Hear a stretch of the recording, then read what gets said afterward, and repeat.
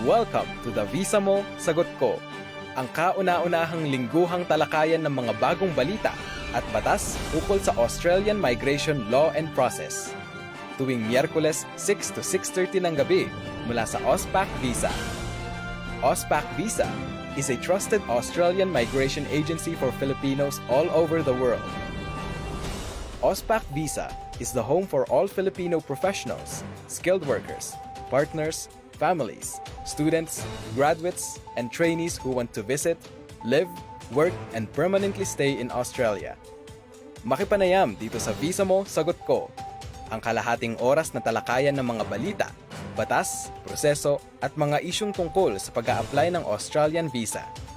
Kasama niyo po si Teresa Cardona, Director, Lawyer at Registered Migration Agent mula sa AUSPAC VISA sa Brisbane, Australia. Paalala lang po na ang mga talakayan at mga impormasyong mababanggit sa programang ito ay sa pawang mga impormasyon lamang at hindi payong legal at hindi rin at walang kinalaman sa mga personal at matatanging sitwasyon ng mga nanonood at nakikinig. Ang Australian Immigration Law ay madalas na nagbabago kung kaya't makabubuti na ugaliing magsayasat at humingi ng payong akma sa inyong pansariling pangangailangan.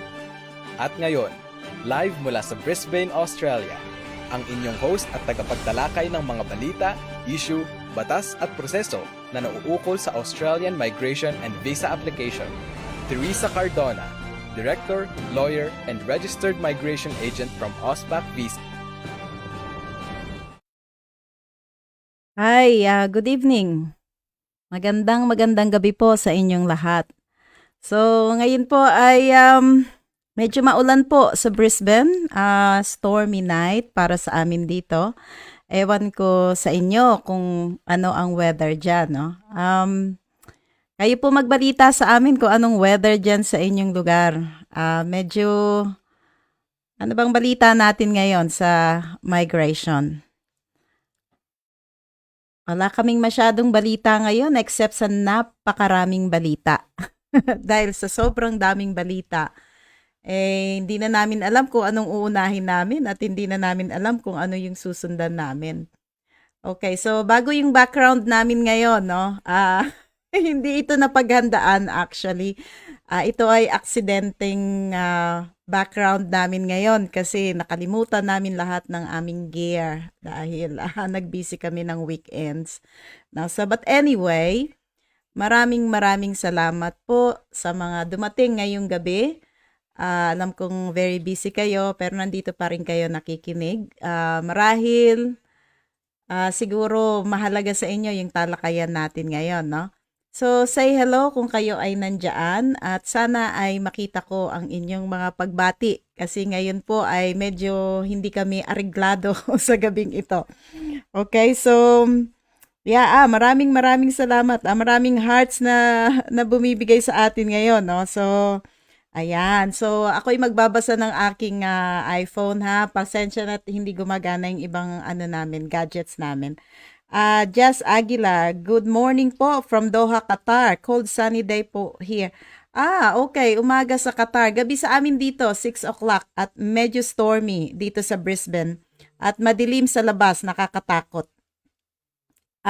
Pam Sam, 2 wins is watching. Okay. So, ayan po. Magandang gabi po sa inyong lahat. Maraming salamat sa pagbati nyo. So ngayon po, gaya nung sabi ko kanina, napakaraming pangyayari sa immigration in the last few days. Kaya po sa sobrang dami niyan, kayo na lang magbalita sa akin. Ano ba yung mahalagang balitang natanggap nyo ngayong linggo na relevant sa inyong migration goals sa Australia? I-share nyo sa amin. So i-post nyo dyan sa comment ng aking makita kung ano man yung importanteng mga bagay na yon na dumating sa inyo. Bago tayo magsimula doon sa ating talakayan. Aida, sabi ni Aida, maulang evening po from Gold Coast. Okay. Hi Aida, good evening. Akala ko nasa Philippines ka, Aida. Nakita ko yung mga posting mo, parang nasa Philippines ka. Back to Gold Coast ka na ba? Or mga rerun yung mga nakita kong mga pictures sa FB? Katrina, uko, porsyong kula. Nandito rin kasama natin ngayon. Porsyong kula, may kaibigan akong porsyong kula. Siguro kamag-anak mo, Katrina. So magandang gabi sa mga porsyungkula na nanonood sa atin ngayon. Okay, so umpisahan natin yung talakayan natin. Okay, so sabi ko nga maraming balita pero hindi ko nababanggitin kasi maganda yung talakayan natin ngayon, medyo mahaba. So sabayan nyo ako mamaya habang nagkukwenta tayo ng mga scores nyo, ha? Kaya kumuha kayo ng ballpen at papel nang sa ganoon ay makapagkwenta rin kayo kung kayo ay pasado o hindi. Okay, as introduction, ang nangangailangan ng points ay ang subclass 491, subclass 190, and subclass 189. Itong tatlong visa subclasses na ito ay hindi kayo makaka-apply o hindi nyo ma-approach even the EOI, yung expression of interest, kung wala kayong 65 points. Okay? So, ang pass mark po ay 65 points. Ngayon po, kung inyong tinitingnan ang immigration, laging sinasabi, express your interest. Ito yung tinatawag na EOI. Pero kung wala po kayong, may tumatawag. Mamaya ka na. Kung wala po kayong mga requirements na nakuha by points, wag niyo pong i-approach ang EOI. Yung ibig sabihin, gagawa lang kayo ng mga points nyo at i-claim nyo, wag po nyong gawin yon kasi baka mamaya ma-invite kayo, tapos hindi naman pala totoo yung sinasabi nyo, you will be liable for Public Interest Criteria 4020, which means to say na you have claimed bogus information or misleading information. And that can bar you from making an application or even just receiving an invitation. Okay? So, malinaw po yan, ha? So, expression of interest, kailangan po in order to approach subclass 491, subclass 190, and subclass 189. So, isa-isahin natin ano yung pagkakaiba-iba ng tatlo na yon. Yung subclass 189 po is skilled independent visa. So, which means to say po, yung inyong a-applyan na visa ay dapat po meron po kayong nominated occupation na nandoon po sa listahan, yung tinatawag na MLT-SSL. Okay? So, anong pinakamaganda sa subclass 189? Ang pinakamaganda sa subclass 189, it's because it's an independent visa. Meaning to say, hindi nyo kailangan ng sponsorship sa kamag-anak, hindi nyo rin kailangan ng sponsorship sa state. So, kung hindi nyo kailangan yung mga yon, ibig sabihin din po, mataas dapat yung score nyo. No? So, kung mataas yung score nyo, malaki yung inyong chance na ma-invite. Now, Skilled Independent Subclass 189 is a highly competitive visa. So, nandiyan po yung mga matataas na mga scores. So, dali lang po, hantay lang po. Nawala ang aking screen. Ito na yung sinasabi ko. So, medyo, mabuti lang nandito si Carl. Ayan, salamat Carl. Okay, so, that's subclass 189, Skilled Independent Visa. So, mataas na score, kinakailangang mga trabaho, at highly competitive yan. Okay? Pero kung makukuha nyo ang subclass 189, that is a straight up permanent residency. And hindi nyo kailangang magstay sa isang state lang. So, anywhere in Australia you can go. You don't need to stay in the regional area. Okay? Now, second is skilled nominated visa subclass 190. Ito pong subclass 190 na ito ay skilled nominated visa. Ibig sabihin po, kailangan nyo ng sponsorship from a state. So, yung inyong occupation ay dapat nandoon sa listahan yung STSOL. And kasama rin yung sa MLT-SSL. So, ang visa na ito, maganda rin ito kasi straight up PR din to. But the difference is, kailangan nyo ng nomination from the state.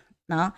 And then yung state po, magbibigay naman sa inyo ng 5 points kung sila ay magugustuhan kayo. Okay? If they're going to nominate you, they will give you an additional 5 points. And the return is, you will have to stay in the state or within that state. Okay? So, kung halimbawa Queensland ang nag-nominate sa inyo, pag nag-grant po iyan, pupunta kayo sa Queensland and you will have to stay in Queensland. And then of course, Queensland, kung ni-nominate naman kayo, meron silang tinatawag na return din yung commitment nyo, no? So sometimes they ask for 2 years stay in the state na hindi kayo pwedeng mag-move o lumipat ng ibang state kasi nga kailangan kayo dun sa state na yon. Okay, yung third class natin, Subclass 491. Subclass 491 comes with 2 streams, no? Pasensya na po, medyo distracted ako sa mga nangyayari sa paligid ko kasi merong screen dito na hindi gumagalaw. So ako'y nanghuhula lang kung nasaan kayo or what. At minsan napuputol ako. So Subclass 491 comes into 2 streams, no? One is a family-sponsored visa and one is a regional designated area nomination or sponsorship. No, so doon sa family stream, family-sponsored visa stream, kailangan meron po kayong kamag-anak na pwedeng mag-sponsor sa inyo. But the kamag-anak is, or the kamag-anak should be living in the regional area. Okay? At meron pong listahan ng eligible relatives, no? Hindi po pwede yung kung sino-sino lang, no? So pwede yung iyong uncle, pwede yung iyong auntie o kaya pamangkin mo or apo mo at saka yung first cousin. So yung pinaka malayo ay yung first cousin, no? So after that, yung mga second cousin, third cousin, hindi na po pwedeng mag-sponsor sa inyo. But they have to be in the regional area. Pero ang thrust ng ating discussion is yung isang stream, yung regional area sponsorship, no? Pag sinabing regional area sponsorship, ibig sabihin, yung particular region within the state or in the areas of Australia is requiring you to actually stay in the regional area or in the designated area. So in that case, yung mga designated areas na po na yan ay may allocated area. So merong mga designated postcodes. Now be careful with the postcodes, ha. Hindi pwedeng sinabing designated regional area o napakalayo na nung area na yon. I-assume nyo na regional yon. So, you have to check the postcode. Because at the end of the day, there is a legislative instrument detailing all the postcodes that are considered by the immigration. Okay? So, which means to say, you can choose any of those. Kung pwede, 65 points ang nakuha nyo, then you are eligible to apply for any of the three, 491, 190, or 189. Now, in some cases, when you do your expression of interest, you don't need to just choose one. Okay? You can pick all the three. Ha? Kaya lang, mas maganda dun sa pinakamataas yun yung i-prefer nyo. Okay? Kung saan yung mataas yung points. Hi, good evening, Olive. Thank you for watching, Olive. Okay, so let's move on to... Nakalimutan kong i-click ang ating mga subclasses. So, ito yung sinasabi ko kanina, no? So, you have to make a decision. Which visa subclass are you applying for? So, is it subclass 189? Or is it subclass 190? Or is it subclass 491? Which I have already explained to you. Now, what are the criteria? What are the requirements of those visa? At paano tayo magkakaroon ng points? Now, let's look at the age. Okay?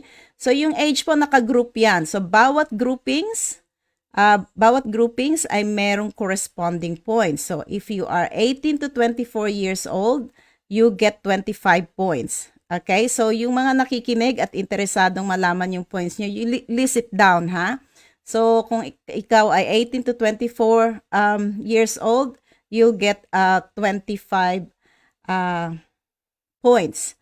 But if you are in the 25 to 32 age bracket, you get 30 points. So that's the best group age na pwede tayong na mag-apply kasi yun yung may pinakamataas na score.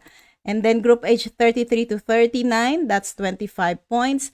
And then yung pinakahuli is yung 40 to 44, that's only 15 points. So anong ibig sabihin doon?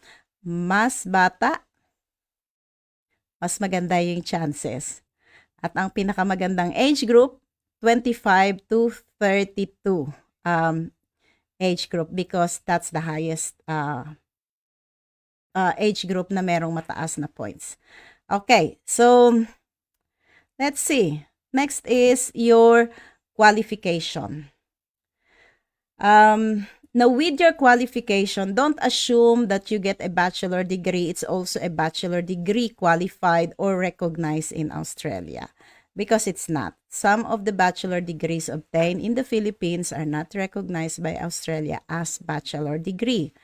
Now, usually the bachelor degree that came from different universities, especially the high-level universities like UP, Ateneo, UST, De La Salle, they are considered bachelor as well.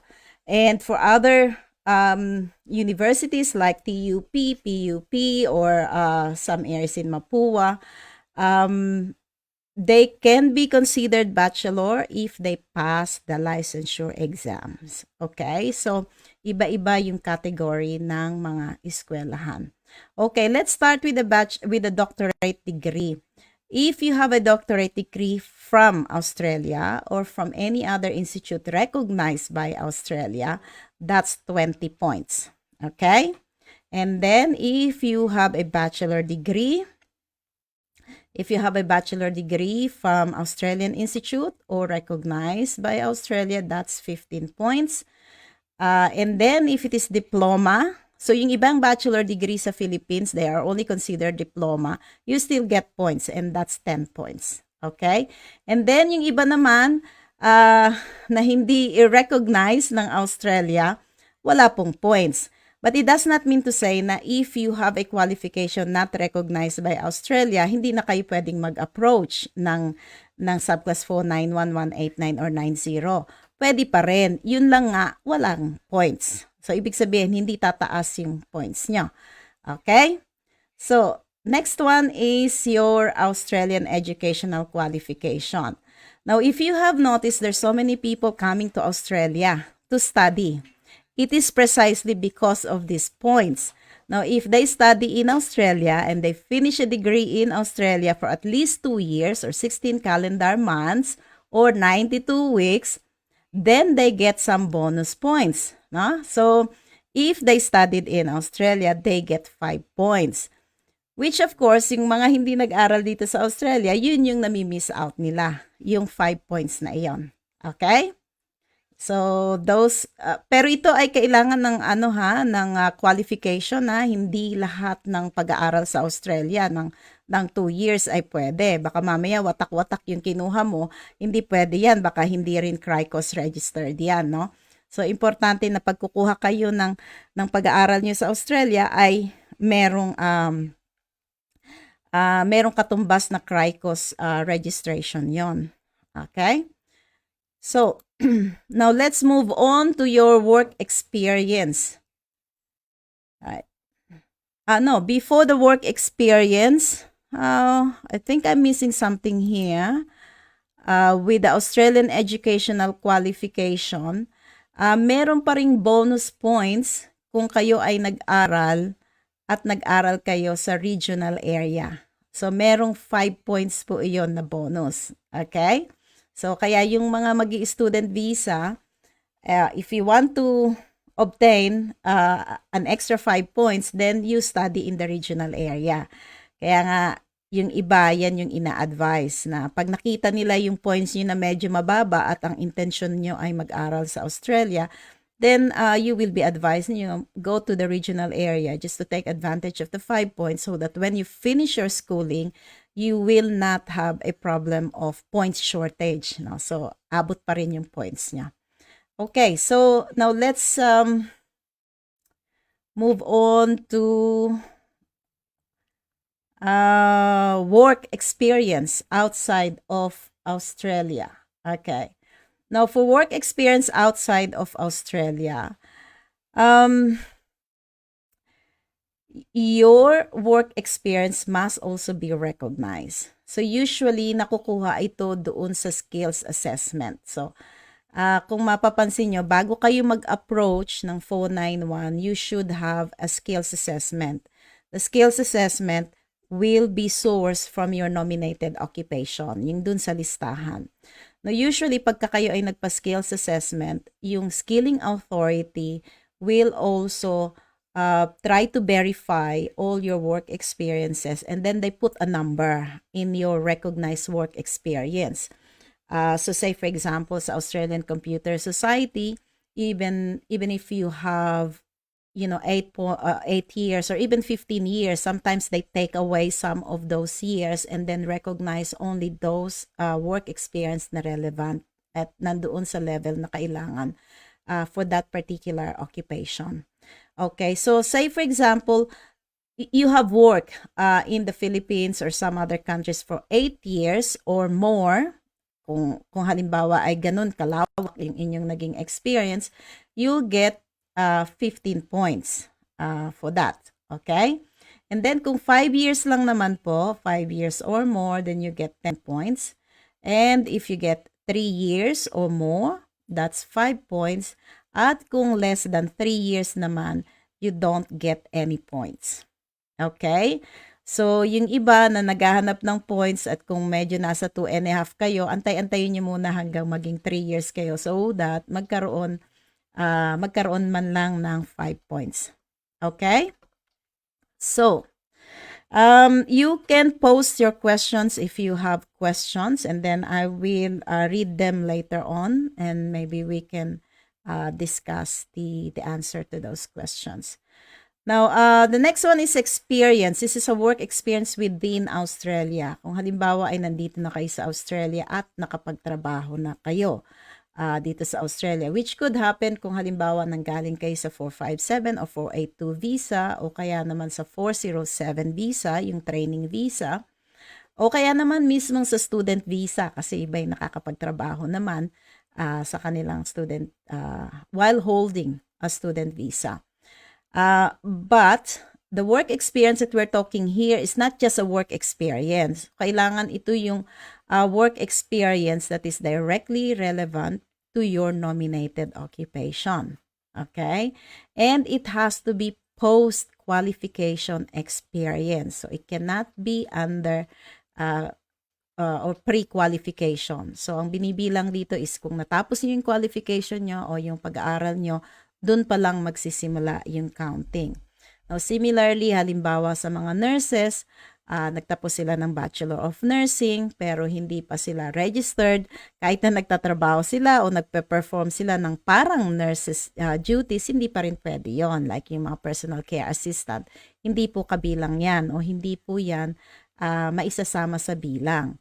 Pero, if they graduated Bachelor of Nursing and then they get the registration, from that point of registration at nagtrabaho na sila ng nurse, then that will be counted. So, ibig sabihin, post-registration and post-qualification experience. Okay, so, work experience within Australia. Kung nakapagtrabaho ka sa Australia for 8 years, you get 20 points. At kung nakapagtrabaho ka sa Australia ng 5 years or more, you get 15 points. And then kung nagtrabaho ka ng 3 years or more, you get 10 points. And kung 1 year lang, you get 5 points. At kung walang experience o hindi nakapagtrabaho, walang points. Pero again, what I'm saying here is, even if wala kang experience, don't be scared or don't be afraid to make an expression of interest. No?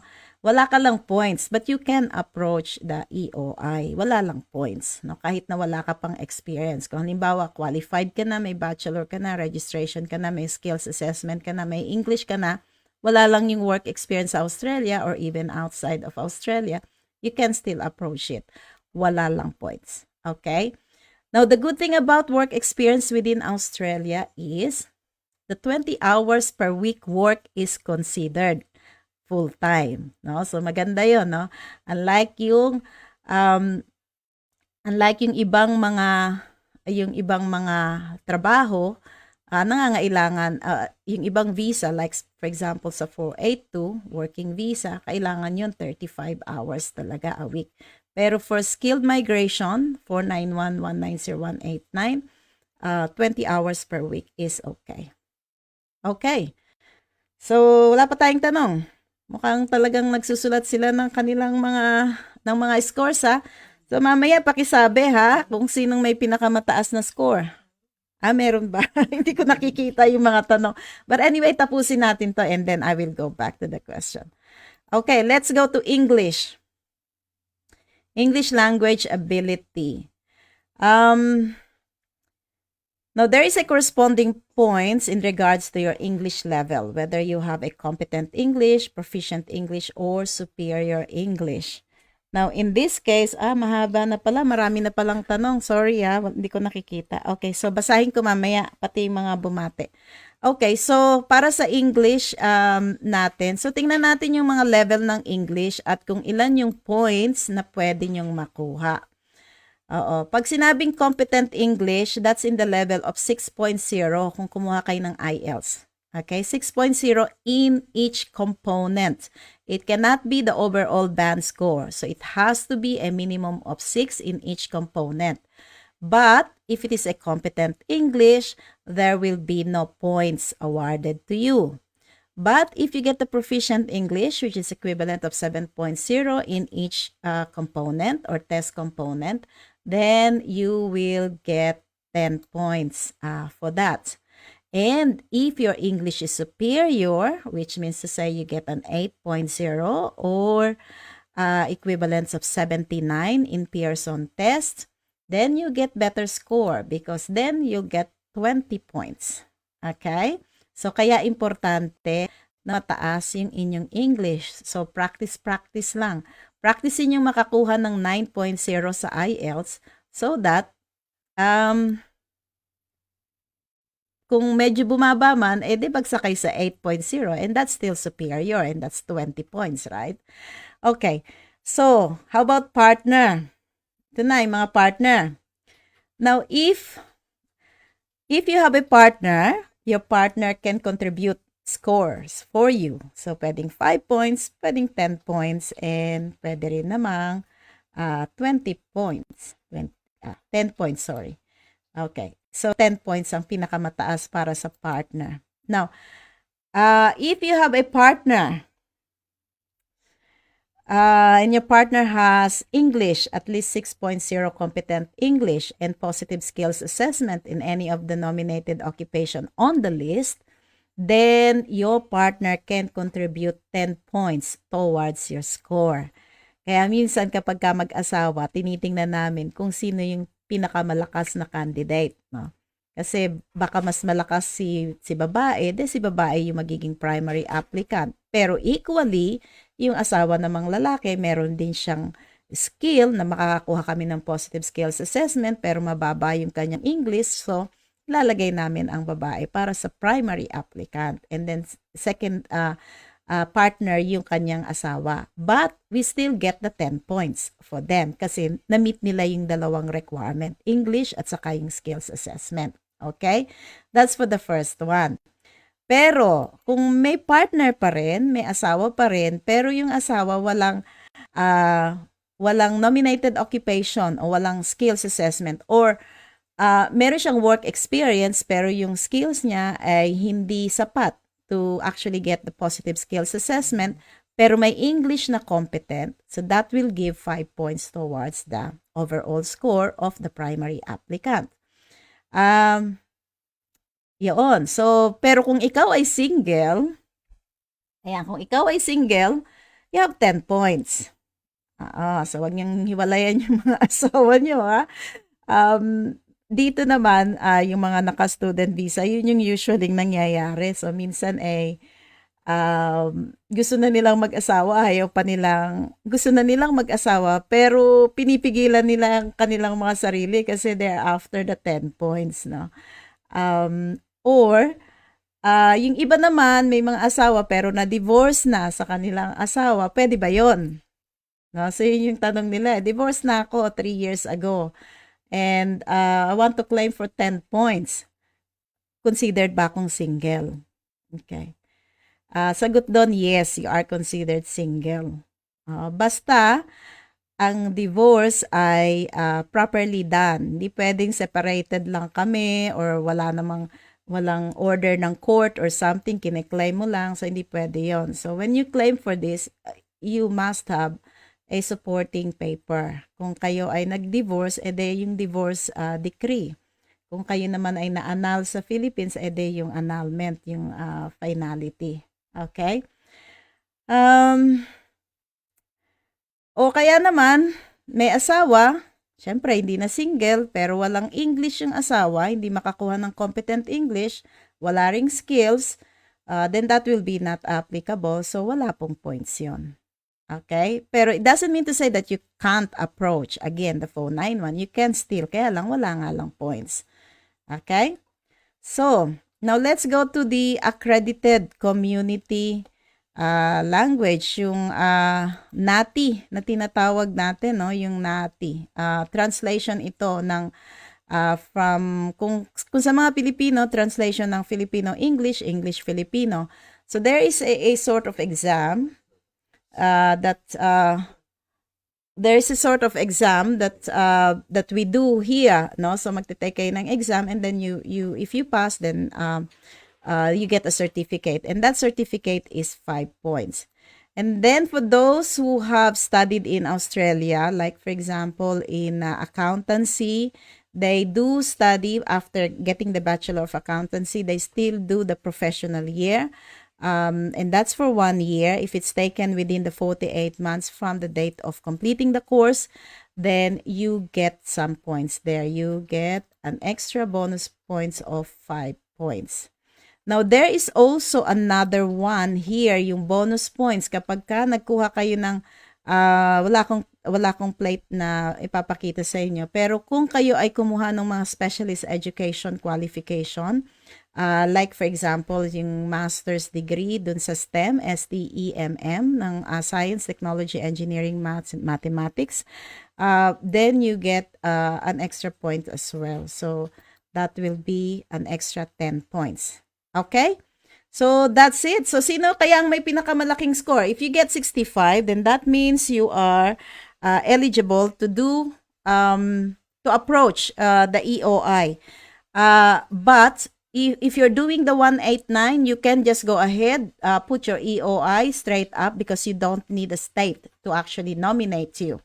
Balikan lang natin yung mga subclasses, okay? So, kung nandun kayo sa 189, you get 65 points, go ahead. But you have to get your skill assessment done first, positive skills assessment. And then you have to do your English kasi baka kayo ay maimbitahan.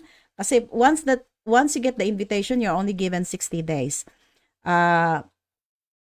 to lodge the visa application. If you don't use your EOI or your invitation within the 60 days, then you lose it.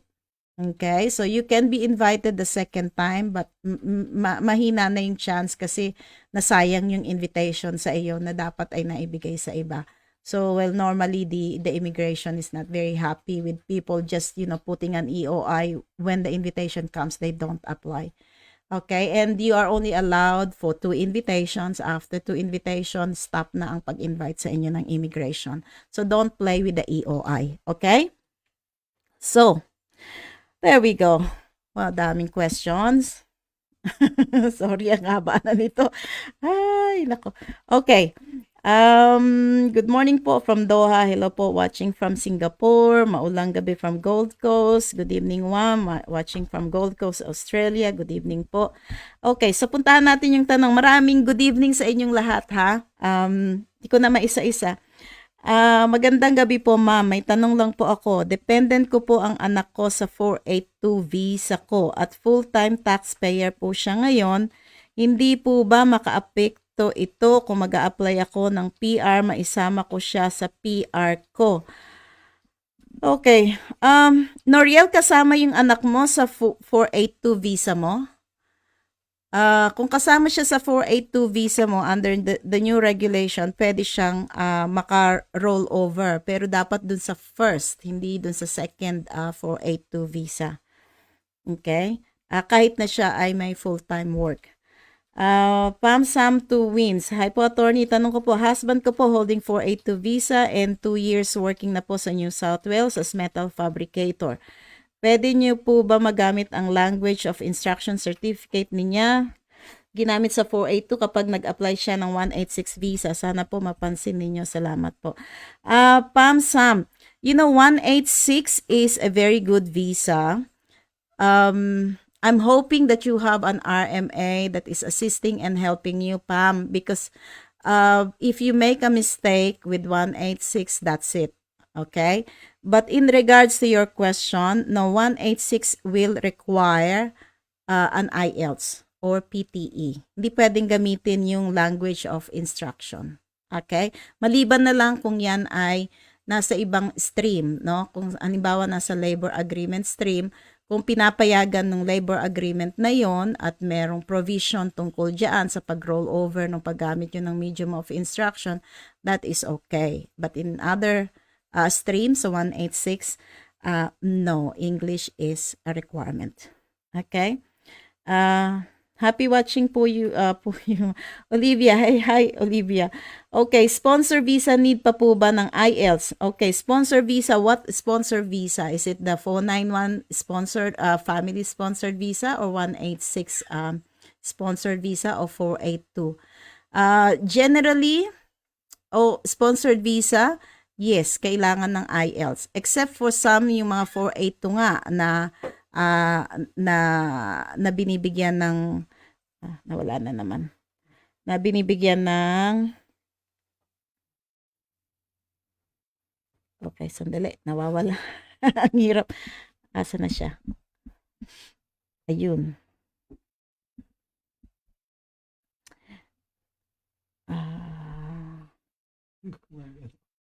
Gumagalaw kasi eh. Hindi ito. Yung nawala siya.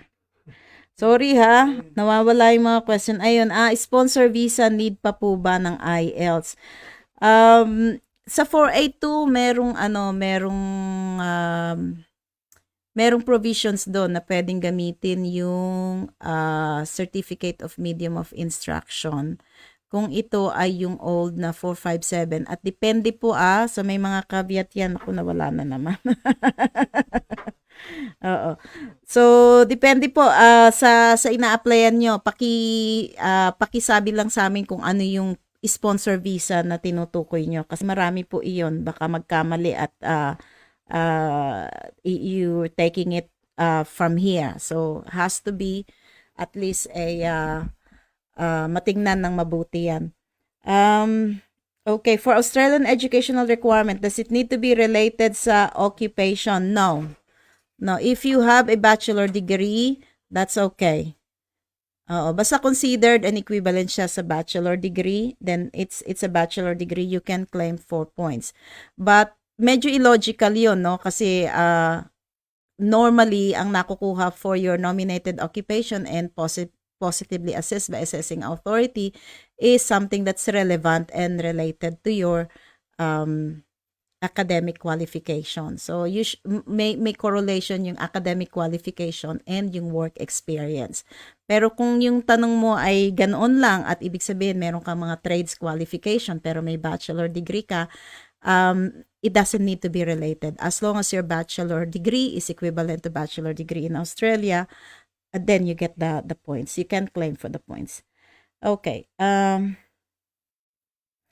Yung spouse po, ma'am, need din po ba ng 3 to 5 years din ang work experience para sa partner skill, qualification? It depends on the assessing authority. Kung ano yung kailangan ng assessing authority. So, it doesn't need to be 3 years to 5 years. But it will depend on the assessing authority. Now, usually, like, for example, management consultant, VITA will require at least, 1 year of post-qualification work experience. So, not necessarily 3 to 5 years. Pero, i-check ang assessing authority para makakuha ng positive skills assessment. They normally ask you for a period of time na kailangan nila yung work experience. Okay. Rufa de Jesus, for work experience, if part-time 20 hours a week, magiging prorated po ba yung years of experience? 20 hours a week is considered full-time for subclass 491189190. Okay, so 20 hours is accepted. So, ang sinasabi mo ba ditong ipoprorata nila, kung halimbawa nagtrabaho ka ng 45 hours a week, hahatiin yun para maging lumawak? No. Okay? I don't know if my understanding is correct tungkol dun sa question mo. And need din po bang mag-IELTS ng spouse? Thank you po. Kung gusto mong mag-claim ng 5 points for competent English sa spouse, yes, pakunin mo ng English yung iyong asawa. Pero kung hindi, at happy na kayong ganoon, walang points na pwedeng i-claim. So, hindi kailangan.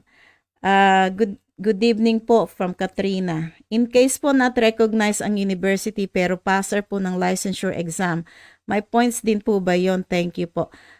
That's what I'm saying. Kung halimbawa, bachelor degree ka sa isang eskwelahan na nasa level 2 sa Philippines, consider diploma lang yon. Pero kung pasado ka ng licensure exam, then instead of being considered in diploma level, it will be considered bachelor level. Basta meron kang license. Okay, but it will also depend on the school ha, pero that's the general rule. Okay, so what time is it? 6:30 na.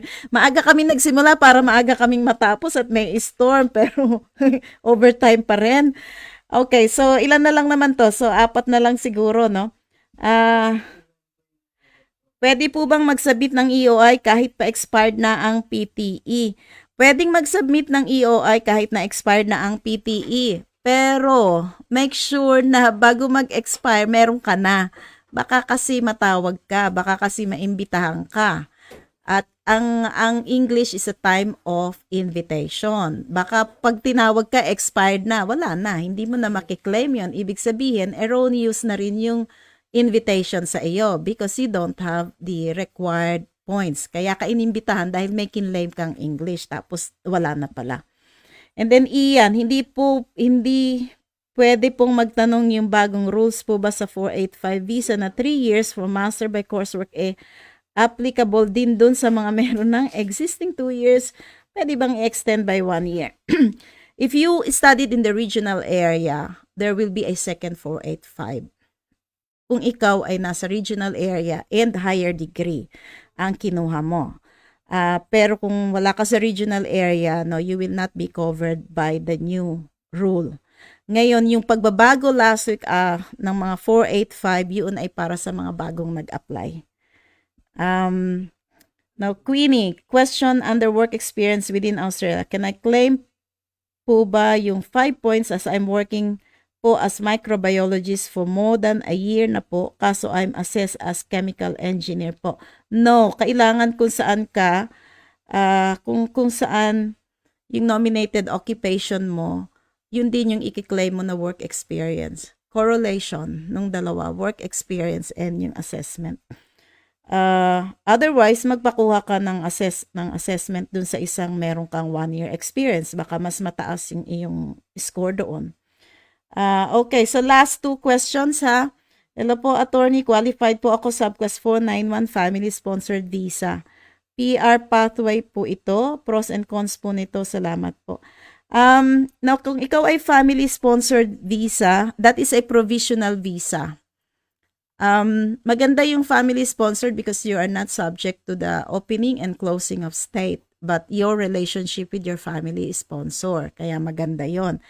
Pero, you have to know kung eligible yung iyong